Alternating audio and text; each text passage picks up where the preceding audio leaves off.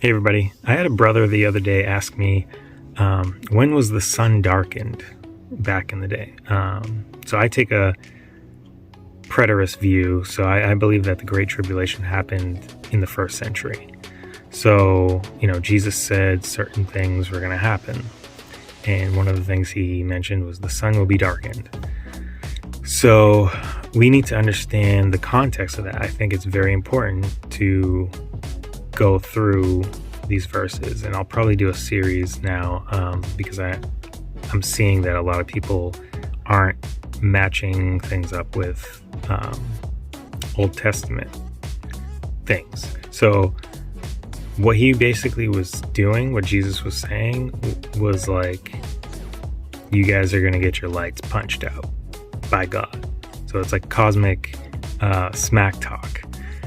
So we'll go over some verses here. I'll probably just play them off of audio and have you guys listen to it, because that's how I get a lot of understanding from certain verses, is I'll listen to it. So I'll play some, and then we'll kind of do some verse matching and see what Jesus was saying. Okay. Immediately after the distress of those days, the sun will be darkened, and the moon will not give its light. The stars will fall from the sky, and the heavenly bodies will be shaken.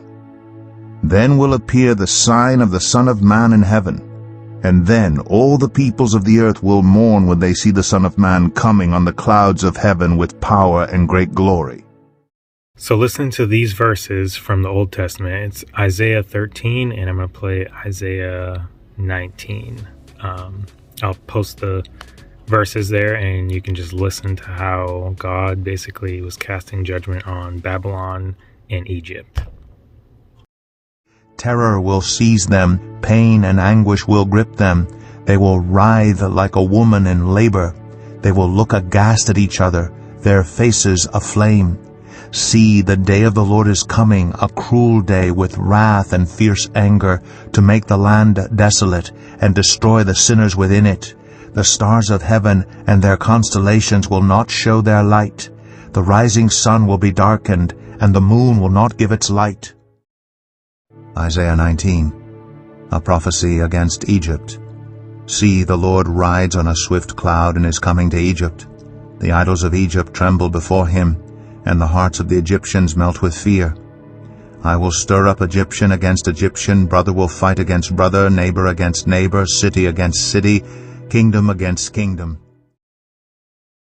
So right there you see that it's the same judgment language, and you see that also God said he was coming on a swift cloud, and Jesus was saying, you'll see the Son of Man coming on a cloud. That is judgment language, and you have to read your Old Testament and understand how God spoke to nations, and how Jesus was taking a lot of that and casting judgment on the first century Jews, the covenant breakers. So yeah, thank you for listening. Our battle is not against flesh and blood. Our battle is against the spiritual forces of evil.